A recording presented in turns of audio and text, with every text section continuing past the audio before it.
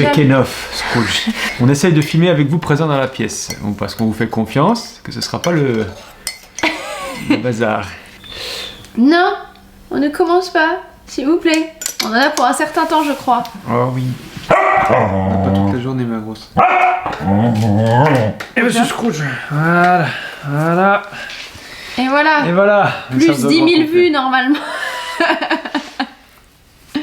Tout ça pour goûter le thé, hein. Voilà. Bonjour à toutes et à tous. Bonjour. On vous retrouve aujourd'hui pour... Pourquoi? C'est toi qui as trouvé le titre, en plus. Je m'en souviens plus. C'est quoi? Ah, bienvenue à tous et à toutes dans la to-do list. Tu peux nous expliquer ce que c'est la to-do list? Eh bien, c'est la liste des to-do. Donc, en gros, c'est la liste des choses toutes douces qu'on a regardées ce premier trimestre. En fait, voilà, on s'est dit qu'on aimerait bien quand même faire des bilans culturels. En tout cas, nous, on a consommé beaucoup de contenu culturel. Enfin, on en consomme régulièrement. Mais là, vraiment, on s'est mis en fait un peu à lister tout ce qu'on avait vu depuis janvier, en fait, sur ces 3 premiers mois de l'année. Et on avait envie d'en parler, de partager un petit peu, parce qu'il y a des choses qu'on a découvertes qui sont toutes récentes. Il y a des choses que toi, tu as découvertes qui sont déjà plus datées, et vice-versa. Donc, on s'est dit qu'on allait en parler. Comme ça permettrait de parler à la fois télévision, séries, films, parce qu'on ne va pas au cinéma, parce que... Bon... Notre proposition au cinéma n'est pas extraordinaire. Et on a écouté des podcasts, on a commencé à lire un livre ensemble aussi. On en a lu un en entier ensemble aussi. On a découvert des endroits un petit peu chouettes. Ouais, des expériences un peu insolites autour de tout ça. Tout à fait. Voilà, donc on avait envie de partager tout ça avec vous aujourd'hui.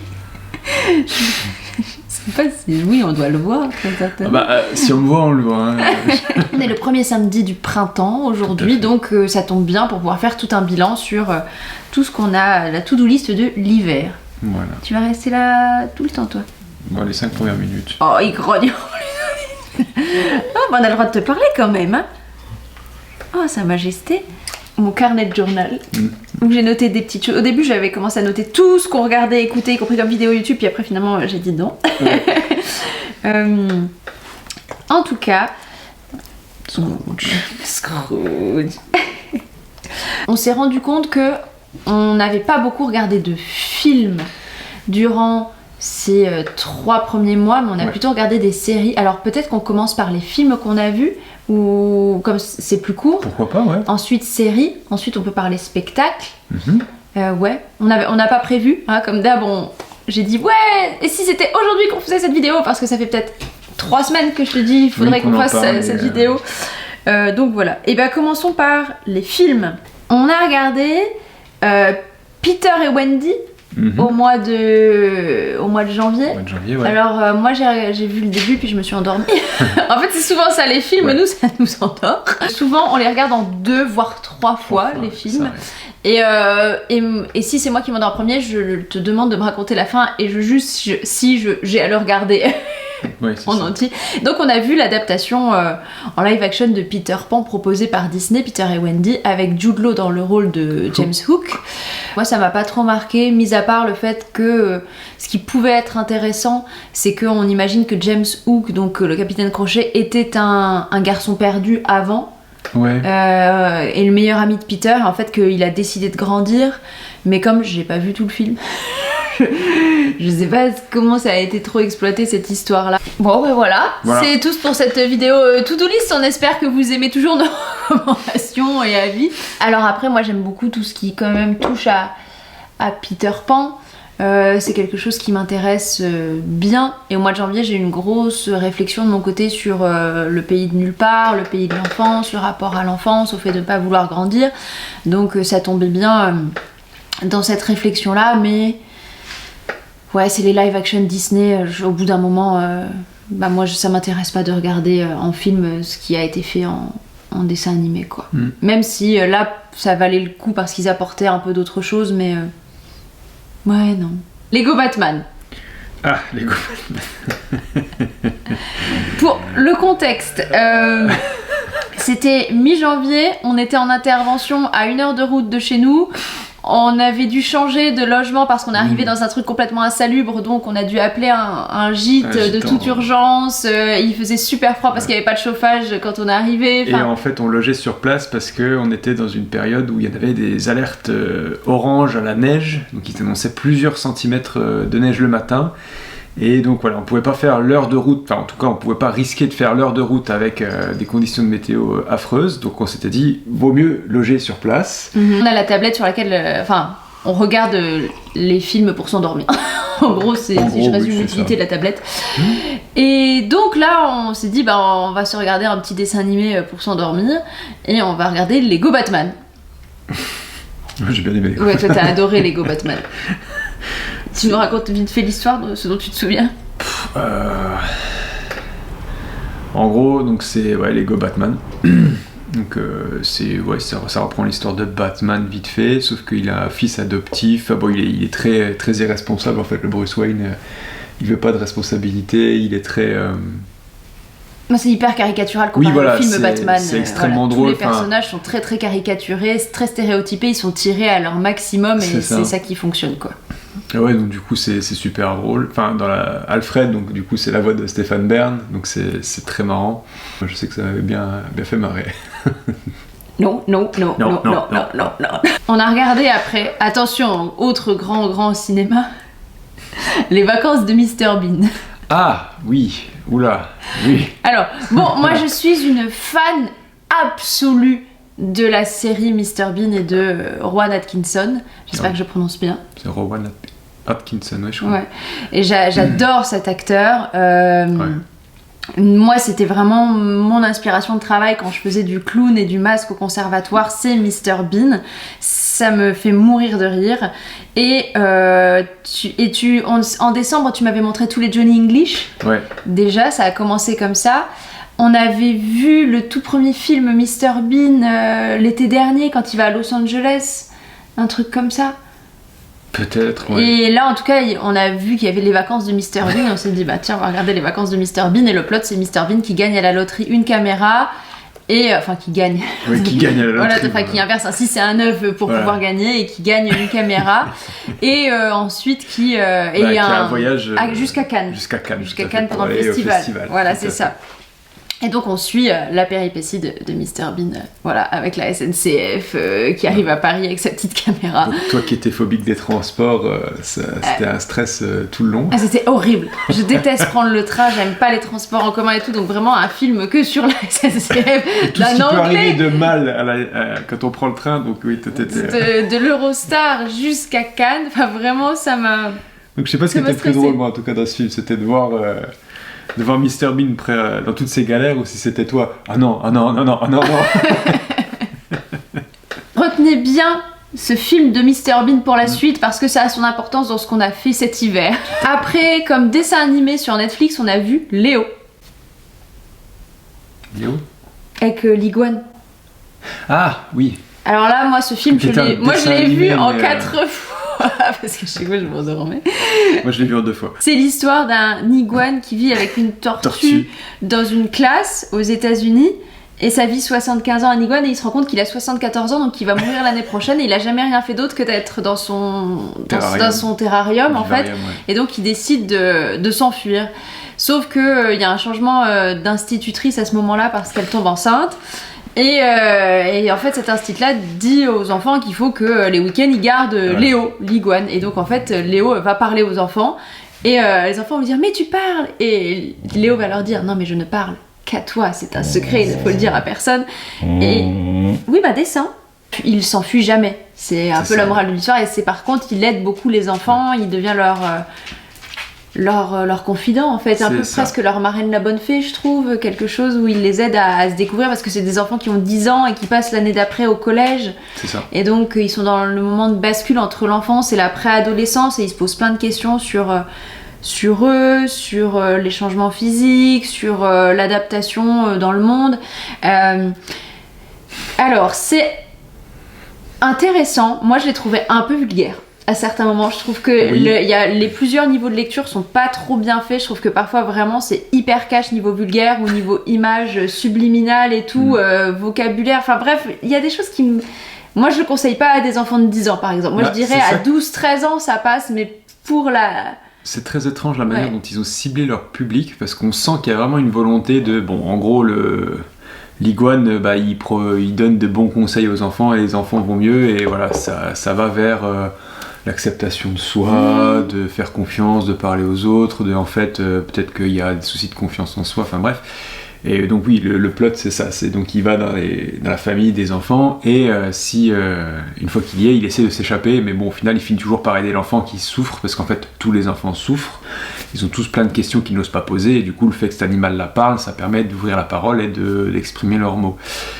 Mais effectivement il y a certaines morales apportées par l'iguane qui, bon, moi me pose question s'il s'agissait d'enfants, enfin... Ah oui, genre il faut pas pleurer, c'est pour les mauviettes ne et pleure tout. pas, c'est pour les... non, il y a des trucs... oui. Donc ce qui fait qu'un dessin animé qui pourrait être, c'est une super idée de passer ça à des enfants de 10 ans, comme ça ils se reconnaissent un peu dans peut-être un personnage et ils prennent les conseils de l'iguane à travers ça, et c'est une jolie mise en abîme, mais le problème c'est qu'il y a certains trucs... Non, c'est flou en fait, moi je trouve dans l'adresse, on sait pas trop si on est dans un truc hyper ironique, très second degré, ou si... Enfin... La limite, elle est pas claire, surtout pour un très jeune public. Le format se prête très bien pour des enfants, on sent que ça a été pensé pour ça, mais il y a d'autres moments où on sent que c'est aussi pour des adultes, et du coup, c'est pas un Shrek, quoi. Oui, voilà, exactement. Voilà, où Shrek, c'est marrant, les deux tranches d'âge, ils trouvent ce qu'ils ont à y trouver, mais là, c'est bizarre, confus, mais bon. Bon, ça se laisse regarder, c'est rigolo. En 4 fois, en tout cas. On a regardé Il était une fois le crime sur Netflix. Ah, oui. Moi en 2 fois. Oh, celui-là était sympa. Moi j'ai bien aimé. Toi tu l'as bien aimé. Ouais. Ça change en vrai parce que c'est japonais, c'est ça il me semble. Ouais, c'était japonais. C'est une réécriture de contes européens par des japonais. Et pour le coup, il y a des codes cinématographiques ou de séries en tout cas qu'on n'a absolument pas en Europe, et du coup moi j'aime bien. Ça change quoi. Ça mélange le petit chaperon rouge et Cendrillon, très kawaii, vraiment comme esthétique. Et le petit chaperon rouge rencontre Cendrillon qui veut aller au bal, et elle va l'aider à aller au bal.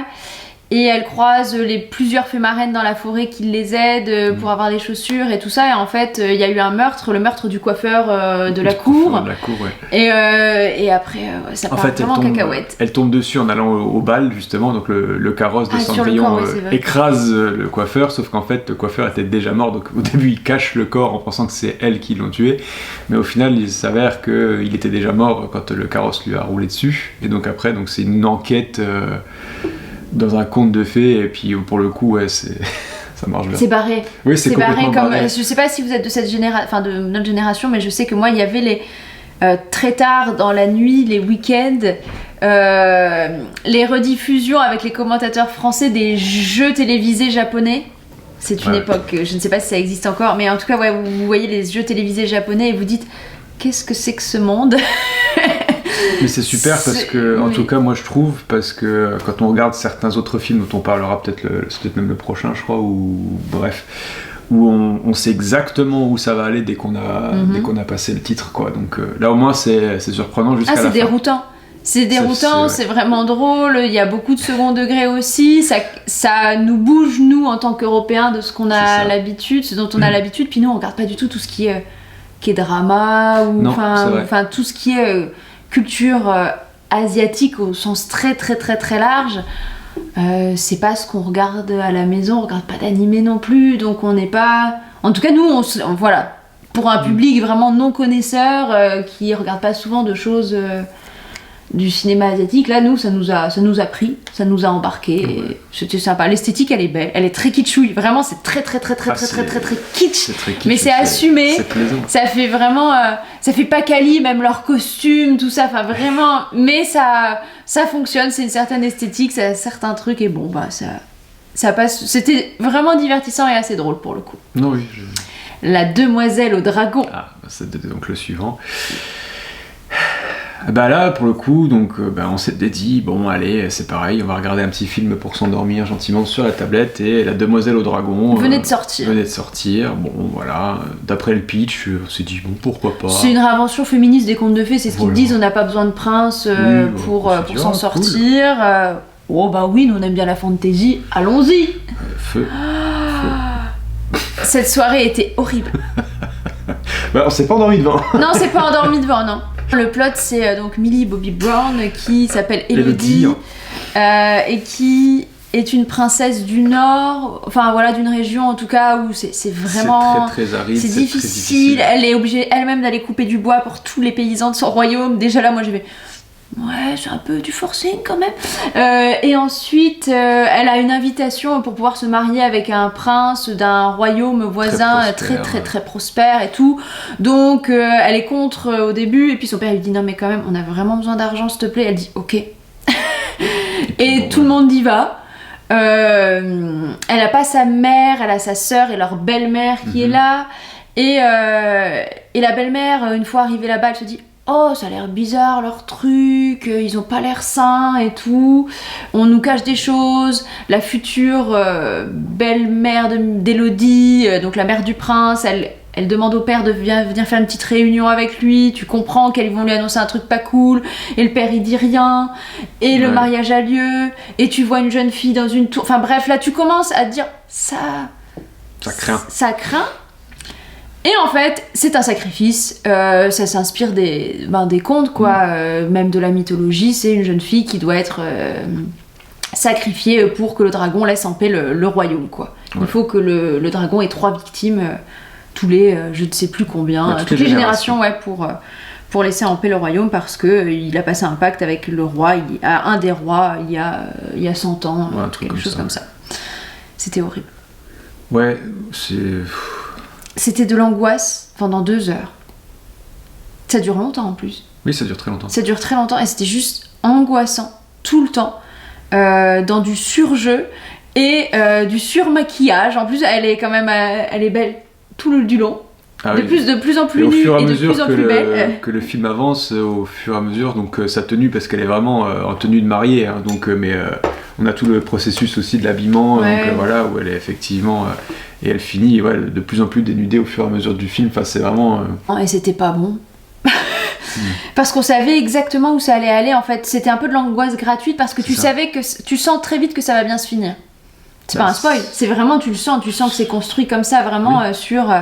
elle va s'en sortir, parce qu'en plus on se présente aucun autre point de vue que le sien, donc tu t'as rien sur lequel t'asseoir à part elle dans la grotte qui subit des trucs et ça n'a aucun sens, et tu peux très vite deviner tout ce qui va se passer. Enfin vraiment, le moment des vers luisants, on l'a vu venir tous les deux à 8000 que les vers luisants ils allaient avoir telle fonction, enfin vraiment, et c'est... Non, c'était... Ah, puis tu sens l'inspiration aussi, beaucoup de jeux vidéo, je trouve, dans ce film. C'est vraiment l'effet que ça donne où tu avances, il n'y a qu'un seul endroit vers lequel tu avances, et il y a d'un coup un élément qui sort du décor, et du coup, forcément, ce truc-là a une utilité, et il n'y a pas d'autre chose. Enfin, voilà, c'est très... je trouve que dans la mécanique, ça ressemble beaucoup à des jeux vidéo... Bon, après, voilà, c'est... Bon, on l'a pas aimé, quoi. Non. Est-ce qu'on a des choses en plus à dire dessus ?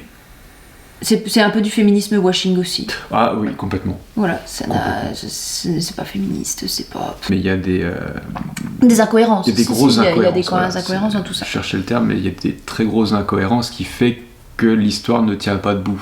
Ah non, pas du tout. Il y a eu Wrong Cops, mais moi je l'avais déjà vu, celui-là. Toi, tu l'avais jamais vu, de Quentin Dupieux. Oui.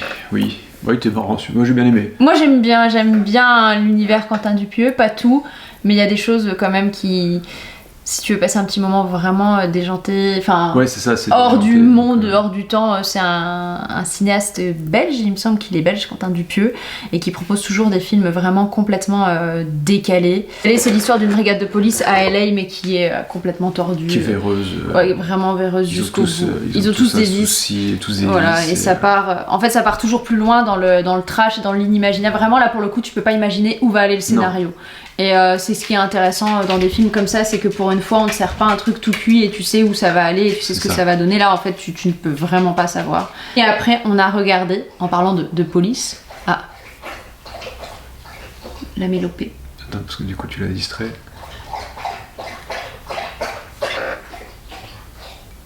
Je ferai un gros plan sur toi. On a vu le film Sentinelle avec Jonathan Cohen.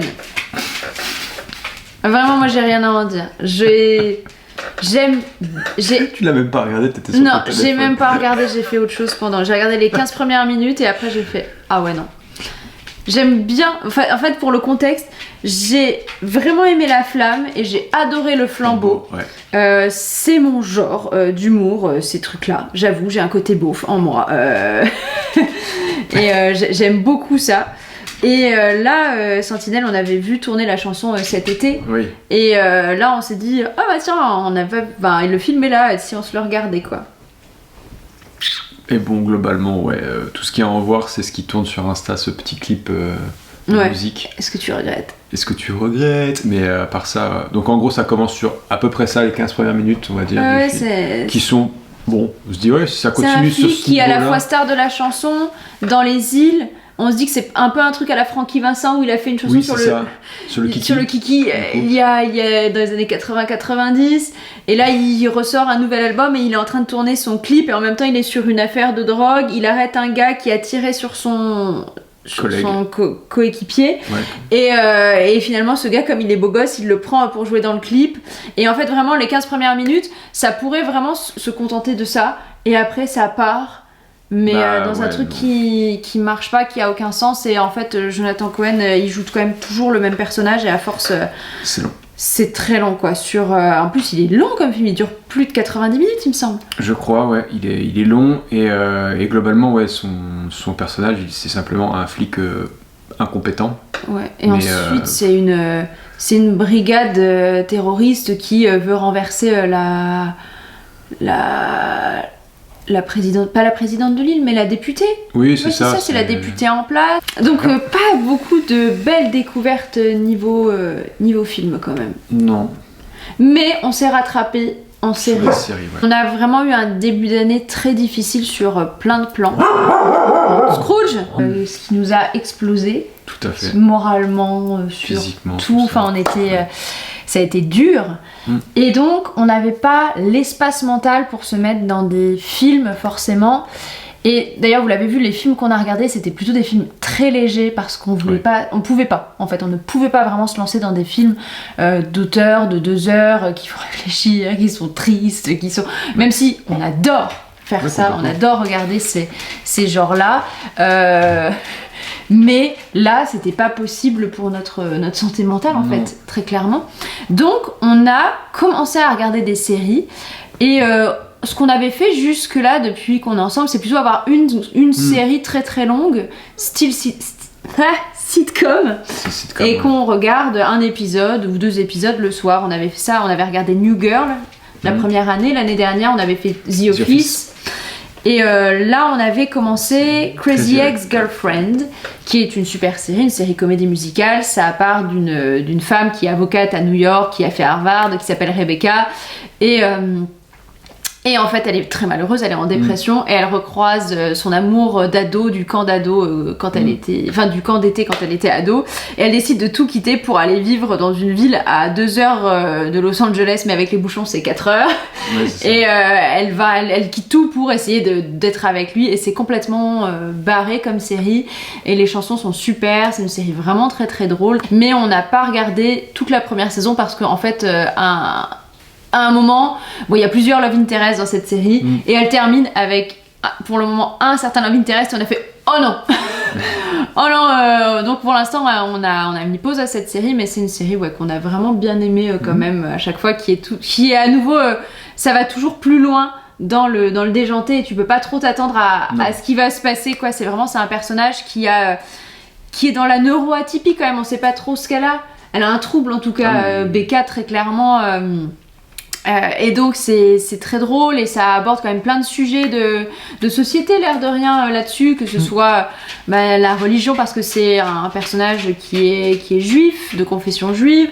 On a les femmes mariées depuis un certain temps qui sont délaissées dans leur couple. On a un homme divorcé qui va se découvrir bisexuel sur le tard. Enfin vraiment c'est assez doux comme série, mais ça aborde des sujets très profonds. Et c'est drôle, et les chansons sont chouettes, et les acteurs et actrices sont... c'est des gens de la formation américaine, quoi. Et après Crazy Ex-Girlfriend, au tout début d'année, on a commencé sur Disney+. Good Omens. Non, Only Murder in the Building. Ah, Only Murder in the Building, oui, tout à fait. Tu nous racontes Only Murder in the Building? Et ben du coup c'est l'histoire en fait d'un bâtiment à New York, il me semble, où il y a donc c'est plus une résidence qu'un bâtiment, et il y a un meurtre qui est commis, ou un suicide au début, enfin en tout cas on sait pas trop, et donc il y a 3 personnages qui sont accros à des podcasts de style true crime, style on te raconte. Et là du coup ça nous a rappelé des souvenirs aussi, et du coup ils décident de mener l'enquête. De mener l'enquête, voilà, et de créer leur propre podcast d'enquête, et du coup on suit un peu leurs enquêtes, qui ils suspectent, et tu te rends compte que les 3 personnages ont un passif un peu trouble. Voilà. Ces 3 personnages assez différents. Il y a Selena Gomez qui joue une jeune fille qui, elle, c'est sa tante qui a un appartement dans cette résidence, mais elle est pauvre, elle vient pas d'ici, elle a grandi ailleurs, elle venait juste les étés. Vacances. Et il y a un metteur en scène, un ancien metteur en scène de Broadway qui maintenant a fait faillite en fait depuis plusieurs années. Et il y a un ancien acteur style Columbo, quoi. Ouais, c'est ça. Voilà, de séries télévisuelles. Et tout le monde et ces 3 personnages-là se retrouvent. Ils lient une amitié, et en fait il y a plein de choses qui... En fait ces personnages ont décidé de se mettre ensemble pour mener l'enquête, et on va découvrir leur vie, et c'est passionnant, et vraiment j'ai adoré. J'en entendais parler depuis quelques années d'Only Murders in the Building, et j'avais pas regardé, et finalement vraiment on a adoré. On a regardé que la première saison, comme il y a que 3 saisons, on s'est dit on va y aller tout doux sur celle-ci, parce qu'on aurait pu la binger en une semaine, quoi. Parce que vraiment début janvier, moi j'ai retrouvé le même amour que pour Desperate Housewives. Ah, c'est très très prenant, c'est très addictif, très bien écrit. Les petits secrets, c'est bien filmé, enfin vraiment les acteurs sont très bons. Il y a Sting dedans, enfin tout le monde a de l'autodérision. On retrouve Holly de The Office aussi, on l'a retrouvée, enfin vraiment, et c'était une super première saison. Nous on s'est vraiment laissé prendre par cette série. Et voilà, donc si vous n'avez pas encore regardé Only Murders in the Building, regardez-la, parce qu'elle vaut vraiment le détour. Tout à fait. Et après, on s'est dit qu'on allait regarder Good Omens. Ouais. Ça, et là, on a regardé les 2 saisons. On a un coup de cœur intersidéral pour la première saison. C'est ça. Et plus grosse déception en termes de série pour la 2e saison. Ah ouais, non, il faut s'arrêter à la première, malheureusement. Le plot, c'est un roman de base qui est écrit par Neil Gaiman et Terry Pratchett, donc 2 auteurs britanniques que moi j'aime beaucoup, dont j'ai déjà parlé sur la chaîne. Terry Pratchett, il est très connu pour ses annales du disque monde et pour son style très ironique, justement. Je n'ai plus mes mots ce matin, je suis fatiguée. En tout cas voilà, il tourne en dérision la société, le monde dans lequel il vit. Neil Gaiman, il a aussi cette patte-là, mais c'est des auteurs de l'imaginaire tous les deux, et là ils s'associent tous les deux pour créer une histoire. L'antéchrist en fait va arriver sur la Terre, et le paradis, pour que l'antéchrist ne fasse pas couler toute l'humanité, envoie un ange sur la Terre, tandis que l'enfer envoie un démon pour s'occuper de l'antéchrist, plus ou moins ça. L'idée en gros c'est sur la Terre, en tout cas depuis le palais d'Éden, en tout cas il y a un émissaire du paradis qui est donc Aziraphale, donc un ange, et un démon, donc il y a les 2 pouvoirs qui sont toujours présents sur cette planète et qui ont pour objectif un corrompre l'humanité, et l'autre la protéger. Sauf que finalement ils s'aiment bien, quoi. Ils sont heureux d'être sur la Terre tous les deux, et ils ont trouvé un terrain d'entente tous les deux depuis des milliers d'années. Mais en tout cas vraiment la première saison, c'est sur cet antéchrist qui arrive sur la Terre. On a une voix off durant cette première saison, et on sent qu'on plonge vraiment dans le livre, et c'est super bien adapté. Tout le cast est génial. C'est Michael, encore un Michael, mais Sheen qui joue Aziraphale, Arrow dans Twilight pour les personnes de ma génération, et David Tennant qui joue Crowley, donc Rampa, le démon. Et c'est pareil, donc là on a quand même un duo, un cast exceptionnel. Qui porte tout, quoi. Et vraiment, la première saison, elle est à mourir de rire. Ouais, et puis on a vraiment une accélération, parce qu'on arrive, on sait très bien qu'on arrive à l'apocalypse, on est vraiment... On a un compte à rebours, on est à 2 jours avant la fin du monde, 2 heures avant la fin du monde, 1 minute avant la fin du monde, 1 minute après la fin du monde, enfin c'est vraiment, on joue sur plusieurs tableaux, c'est très très drôle.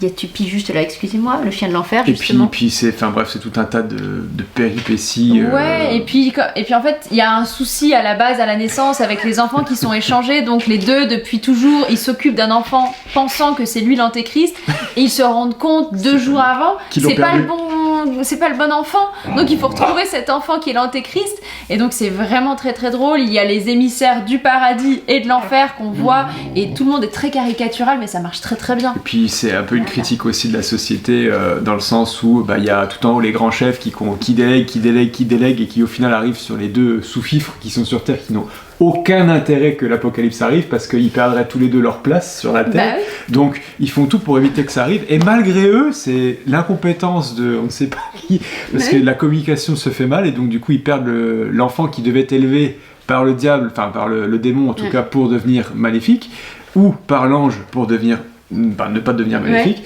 et au final il est juste élevé par l'éducation nationale entre guillemets. Et voilà, enfin c'est vraiment c'était vraiment c'est génial. Une super saison. Et donc le livre de Bon Présage, ce n'est qu'un tome unique, et c'est vraiment juste cette histoire là d'Antéchrist, et on a vu qu'il y avait une deuxième, et on s'est dit bon, on va se lancer. Ou est-ce que ça va être comme La Servante écarlate, et une fois que c'est plus canon, entre guillemets, à l'histoire et au livre, qu'est-ce que ça devient ? Ça commence, la deuxième saison, on se dit, oh, pourquoi pas ? Ça commence sur l'archange Gabriel qui a perdu la mémoire et qui débarque comme ça chez Aziraphale dans son bookshop, dans sa librairie d'occasion. En disant que voilà, il y a quelque chose de grave qui se prépare, et que du coup, voilà, c'est tout ce qu'on sait, c'est qu'il y a quelque chose de terrible qui est en cours d'élaboration, mais personne ne sait de quoi il s'agit. Et voilà, donc le paradis a perdu son archange. Ouais. Tout le monde le cherche, y compris l'enfer. Parce que, et il y a un changement d'actrice pour Belzébuth. Et là, au moment du changement d'actrice, on s'est dit, c'est bizarre, parce que l'actrice qui jouait Belzébuth avant, elle était vraiment très très bien dans le rôle du seigneur des mouches, tout ça. Et là, elle est quand même plutôt mignonne, l'actrice qu'ils ont choisie. Et ça aurait dû nous mettre la mouche à l'oreille, si je puis me permettre. Et la deuxième saison, il y a des choses drôles, mais en fait, elle sert à rien. Enfin, vraiment, ça nous envoie à plein d'endroits différents, et c'est vraiment mauvais, alors que la première saison, tous les personnages avaient un intérêt, que ce soit la sorcière ou le pauvre gars qui est descendant de chasseur de sorcières. Enfin bref, la première saison était vraiment très très bien, elle était complète en fait. Et là, la deuxième, à un moment ils vont à Édimbourg, tu sais pas pourquoi, et tu sens qu'au fur et à mesure... C'est même pas ça, c'est qu'en fait il y a un moment, on a le premier ou deuxième épisode où il se passe des choses, et après on a tous les autres épisodes où c'est des flashbacks. Oui, c'est exact. Pour expliquer ce qui va se passer dans le dernier épisode. Dans les 10 dernières minutes du dernier épisode. Ça. Et c'est nul. Non, vraiment, elle est hyper décevante. Ce qui fonctionne dans la première saison, c'est cette amitié entre Aziraphale et Rampa. C'est ce truc-là de... on est amis, mais on se dira jamais qu'on est amis, parce qu'on est ennemis, on est voué à se détester, mais en fait on est les meilleurs amis du monde, et on va toujours se secourir l'un l'autre quand il y a des soucis. Et c'est très très beau dans la première saison, cette relation là. Et en fait dans la deuxième, tu commences à te dire, attends, ils vont pas ils vont quand même pas nous faire ça. Et en fait ça termine, mais du fan service. Enfin moi j'ai trouvé que c'était de la fanfiction en fait, complètement, oui. Voilà, c'est de la fanfiction de la première saison et de la relation entre les personnages, et c'est vraiment nul. Il y a rien de subtil en fait, ce n'est absolument pas subtil, ça n'a aucun sens, et donc on a été très déçus de cette deuxième saison. Puis oui, au final, parce que tout le plot s'effondre à la fin, parce qu'en fait il n'y a même pas d'intrigue. Enfin je veux dire, on se dit waouh, la première saison c'est l'apocalypse, donc qu'est-ce qui peut être pire après? C'est rien du tout. Enfin c'est... Non. Puis ça, encore une fois, ça n'a aucun sens une fois que la révélation finale est faite, parce qu'au final il se passe pas ce qui aurait dû se passer dès le début, alors que rien n'a changé fondamentalement. Enfin bref, on a regardé Sherlock. Sherlock, c'est cette série des années 2010 de la BBC qui était diffusée sur France 2 à l'époque. Enfin, moi que j'ai regardé sur France 2 quand j'étais encore au lycée et puis étudiante. J'ai pas vu toutes les saisons. Mais c'est cette série avec Benedict Cumberbatch qui joue Sherlock qui se passe au 21e siècle et Martin Freeman qui joue Watson. Et voilà, et c'est ce duo de détectives là au 21e siècle. Et moi j'adorais cette série, mais j'avais jamais vu la fin. Et j'ai demandé à Jason, mais tu connais Sherlock? Parce que je suis sûre que ça te plairait. Il m'a dit non. Et donc on a commencé à la regarder. Donc moi je vais rien dire et je vais te laisser nous dire ce que tu penses de cette série. Pourquoi elle vaut le coup de la regarder aujourd'hui 10 ans plus tard, quoi. 10 ans plus tard? Ah ouais, 10-15 ans plus tard, alors qu'elle est sortie. Elle a bien vieilli, je trouve, au final. Enfin... Oui, elle a bien vieilli. Enfin, il n'y a rien de vieux dedans ou de daté. Parce que c'est intelligent, enfin, c'est une super série. Enfin, franchement, c'est génial. Ils nous pourrissent toutes les vidéos. Enfin, elle. Enfin non, parce que lui, il a eu son compte au début aussi. C'est une super série, c'est une série qui est intelligente. Enfin, c'est une série, voilà, c'est un polar, quoi. Hein, c'est comme un polar. Ouais, mais c'est une série policière hyper bien menée. Ah oui, complètement.